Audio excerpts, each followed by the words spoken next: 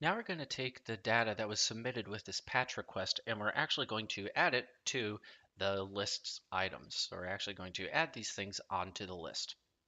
So we're going to be working mostly in a controller here inside this update method, taking all of this request.params data and doing something to add it to our particular list. So the first thing I'm going to do, this is actually going to be a combination mostly of show and create. First thing I'm going to do is I'm going to get the index of the list that we're going to be updating here. So I have this list number, so I can access it just like I did in show, and access it right here. Then I'm going to get this particular list.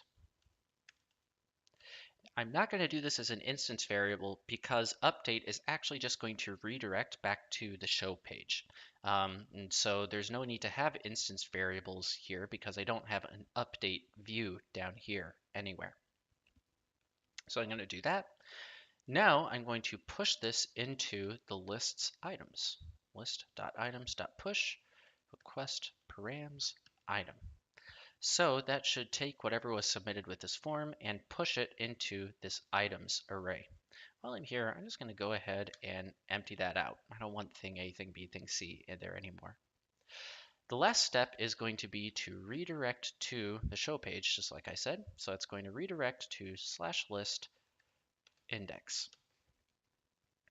And I think that's it. Let's see.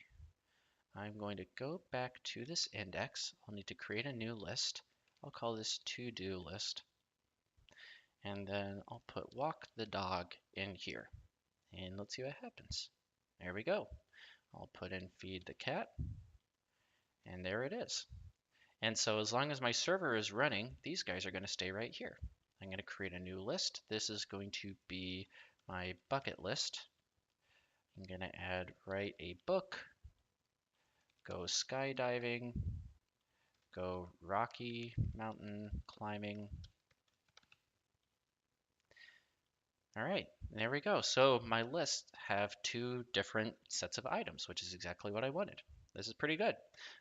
One other thing I think would just be kind of cool from a user experience standpoint is if on the index page, it showed you how many items were in each list. So I'm going to add that in right now.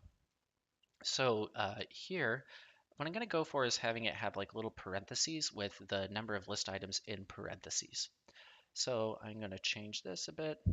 I'm going to put list title in that hash bracket, and then over here, parentheses, another hash bracket, and then list dot items dot length. Oops, length. There we go. And there we go. Now you can see the number of items in each list. That's pretty cool. And so if I create a new list, I'll just call this blank list, it has 0. This is awesome. So you could basically call the app done here. In the next step, I'm just going to go through and tidy some things up a little bit. But to all intents and purposes, this app is done. If you were to move on from here, you would probably hook this up to a database, but you've made a successful little Rails app, which is really pretty neat. So I'm going to go ahead and make a commit. I'm going to say adding patched data to the lists items. And there we go.